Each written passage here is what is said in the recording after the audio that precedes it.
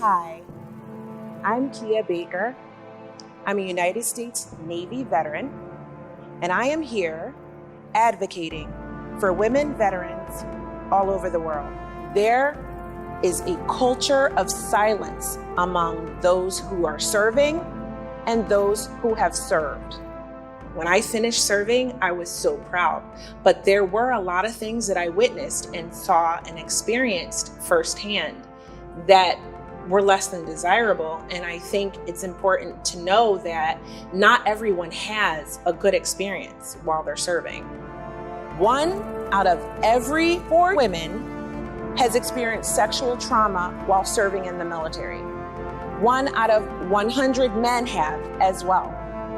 This translates to 25% of women, 25% that have experienced this horrific act against them, and they don't talk about it.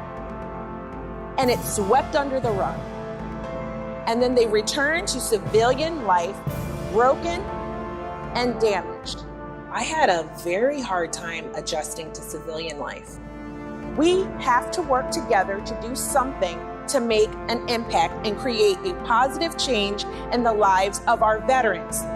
No one talks about the severity of veterans who are coming home and becoming homeless, both men and women. And it even took me a long time to find my footing in school, to eventually go to college, because I was just lost, really. I just went through a period of time where I was completely lost. I was married. I lost my marriage. I nearly ended up homeless. And I just really struggled to pull my life together.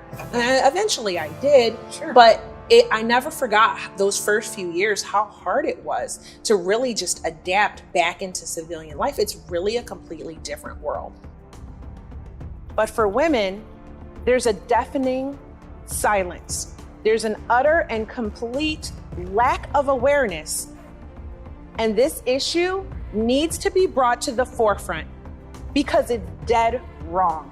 These women have served their country.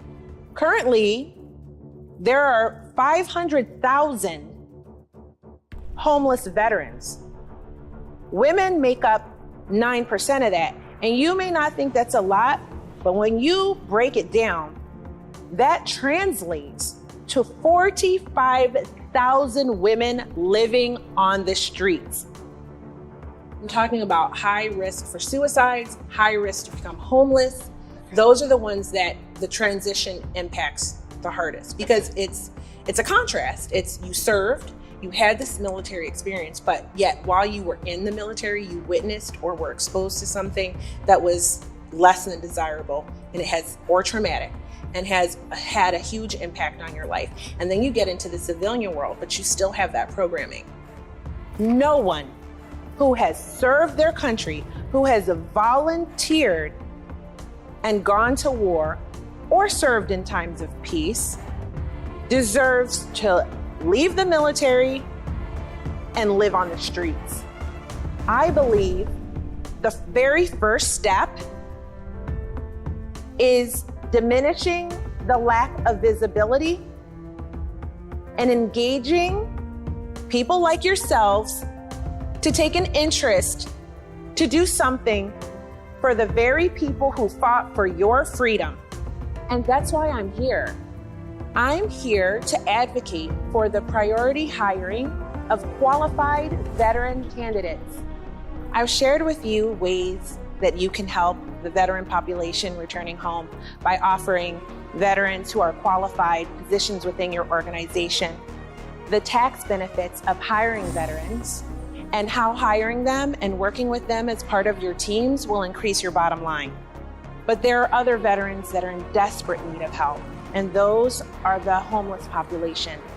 And we are seeing a rise in suicides, and we are seeing a rise in homelessness amongst women. And that's difficult because the streets, women are more vulnerable in the street. Corporations can help. Contact your local vet center. Donate money, time, supplies for care packages, and speak to your family, speak to your friends, Speak to other veterans who may not know about the services that are available. And finally, if you have questions and need help doing any of this, please reach out to me, and I'm happy to help you find ways to serve our veteran community.